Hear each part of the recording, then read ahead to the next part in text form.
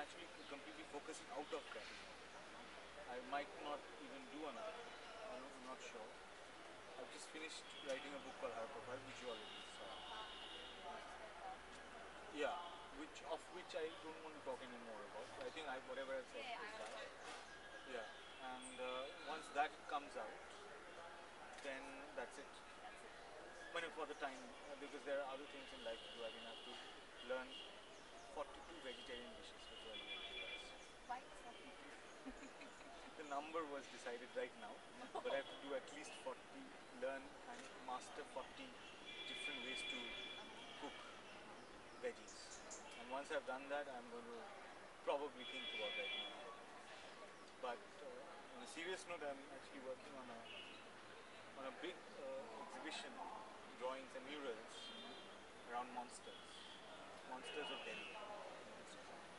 Does it include all the big No, it includes people who like live among us. Like from the auto rickshaw guy to the taxiwala to the tout to the real estate agent to I'm making them all into look like these little monsters, and they don't look like monsters. They look like normal people. Just the Delhi stereotypes become like. So that's I'm doing a big thing at the Indian Arts Summit for them. And in the Jaipur Lit Fest, I'm going to do these monsters. These monsters are going to. It's like a book of imaginary zoology. You'll understand this. It's like imaginary creatures. So yeah, that's what I'm doing. But that's not going to be a book. It's going to be more. It's going to be more. Not a book, but drawings.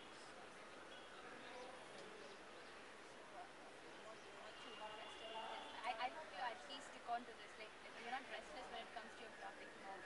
Well, I finished everybody's surprise. I actually managed to finish projects, but they don't know that I tried 40 projects and out of which I finished 2. So when I got the first book out in Corridor, nobody believed that I would actually finish it. Yeah. Corridor, there's a copy of it.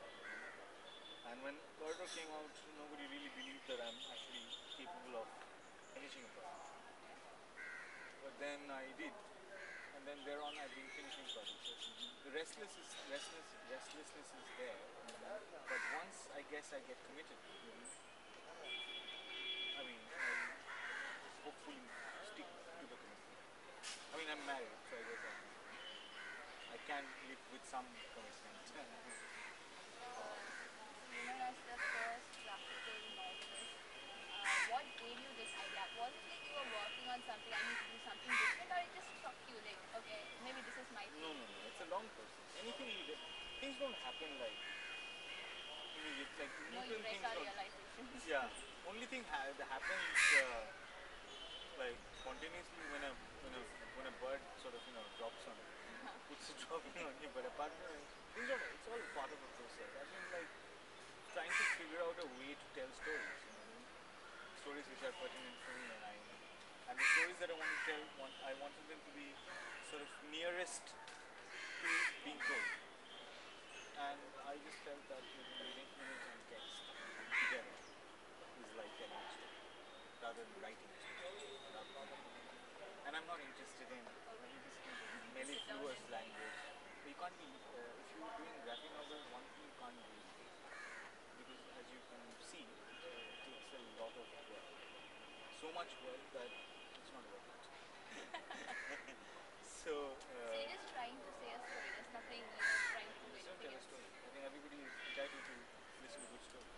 That's all. I think there's a serious lack of storytelling in our country. Serious lack of storytelling, and I think there's stories everywhere. Like your science. Behind every little principles of science, scientists are very good storytellers because it's the narrative. The world is narrative. Man can't live by and a story should be just like a little exchange. So the story, it doesn't always have to be public. Told in a party or in a gathering or a friend or in a long train journey or in a long flight. You just sort of you have those couple of hours. You just brief a nice story, and the person leaves at the end. That's the last you're going to see of the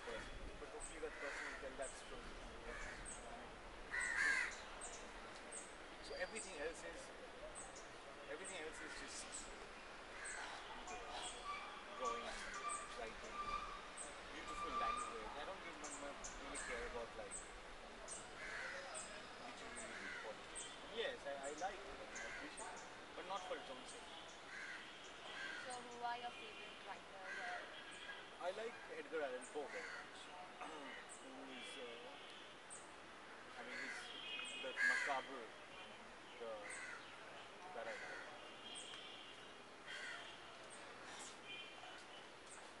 I like Edgar. Yeah, there are other people I like. I like him. So where do you get all the food for thought, as in whatever gets reflected in your photos? Do you get out, walk around? I cook like a maniac. I mean, if I invite people over to eat at my place, you'll find like seven or eight. A lot of my metaphors are about cooking. So I run 5 km. This is where I think a lot. I have music. So yeah, and like day to day life, like just sort of you step out of the house, you go for a walk, and you sort of see a bunch of things happening. And I just have in order to survive in a city like Delhi, you need imagination. So you just use your imagination to see a bunch of people, and it's like walking the street, waving a little thing around, and then you kind of just like sitting in the railway station with people passing by and you sort of saying, okay, whatever this guy is going to go back home, and he's going to like cross-dress. I mean, you just sort of tell stories. Like, you just imagine that, okay, this guy is going to, he's a straight guy or whatever, and you just think that, or this man and this woman will just pass by and will go home, and the woman is going to beat up the man. Yeah, so you just think of these incidents. And And I lie a lot. So, for example, if anybody asks me questions like in a train or in a plane, what do I do for you? you just look up something. I cook up all sorts of things. Like my grandfather used to deliver coal door to door in Calcutta, and then he became a door to door salesman of the first Bengali encyclopedia, and then he started a publishing house, which I now know. You're just giving them stories to feed on. People need stories. That's interesting. So, what do you think of being Kovalam Fest? I love it. It's really totally taken care of, and it's beautiful to be here. Just the response. I like pretty much what I said before. Is that when you come to a society which takes reading so seriously, without the general like drama and without drumming it up too much, because in Delhi it's all a lot of drumming up and a lot of glamour and a lot of gas. So gassing is when people are like really solidly into stories. Like, I think it's very good. It's just very I don't know, something very nice about it. I think a lot of people are now practical and market. Some people obviously will have more advantage than others, but I'm very happy because I think the first vernacular comic books that came out, I suspect, are from here. Yeah, and I also think that all our best cartoonists come from here. So for me, it is interesting to be Lastly, do you have any idea who are the kind of people who actually look forward to your novels and everything? Who does they appeal to? housewives between the age of 42 and 48 who just had two daughters. One got married, the other one is college. People who read Sarika. I don't know.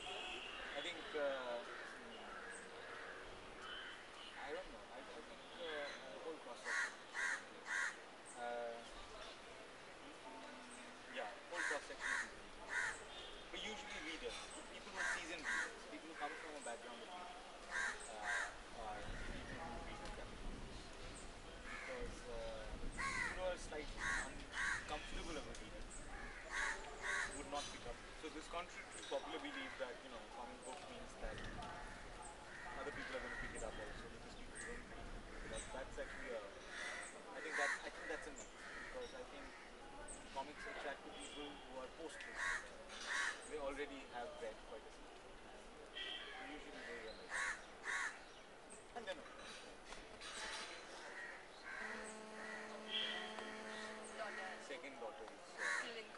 didn't come.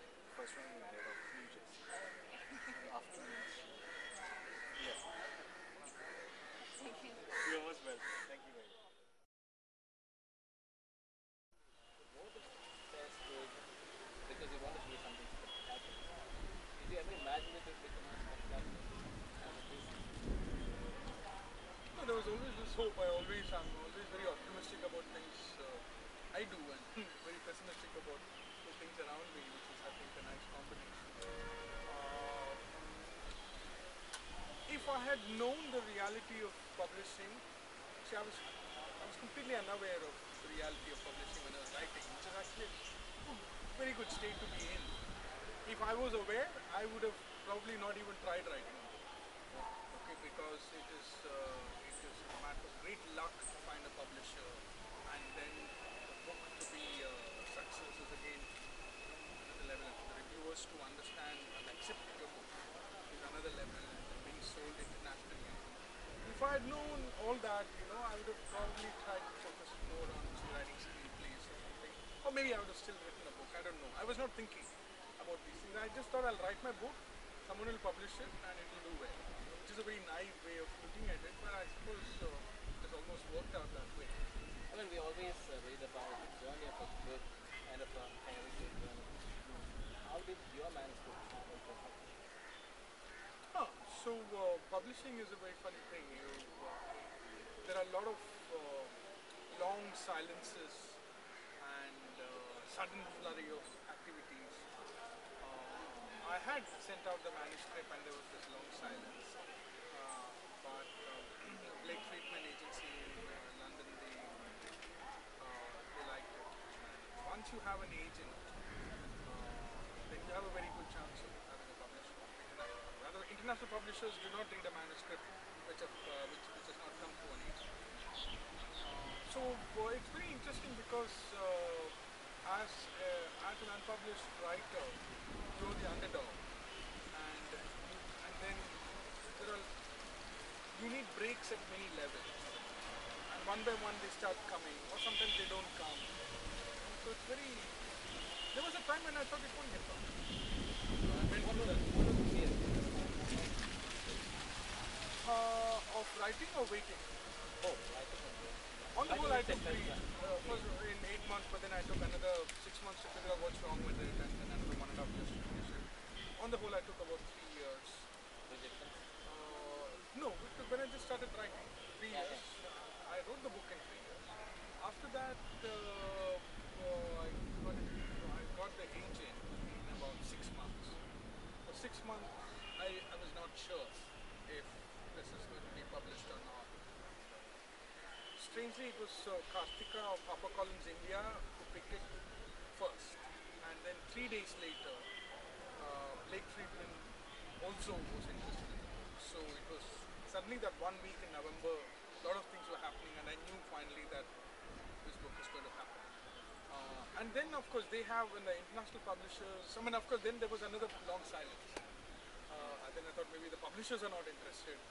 And suddenly I got after November, it is in April that suddenly I get a mail from my agent, Isabel Dixon, saying that you've got your first UK offer. Oh, this is great. Then I get a mail from her the next day saying there's another bid. And then there were 5 publishers who were interested in the manuscript. So there was an auction. I'd already committed to Karthika and